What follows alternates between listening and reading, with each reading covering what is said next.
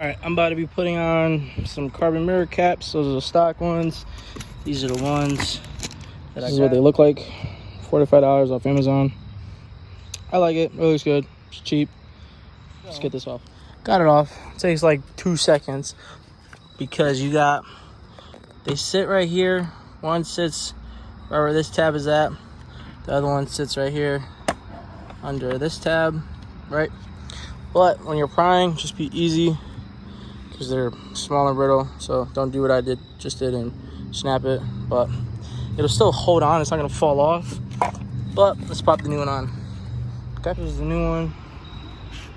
Updated. Whew. It's pretty good. Fitment is in. It's Amazon, so it's not gonna fit perfect. But I mean, I couldn't get this clip on, but this clip went on, and all the bottom ones went on. So it was good. So here we go. It's the driver's side. Come on, this side. This side was way easier to do. Popped right in, no problem. Look at that.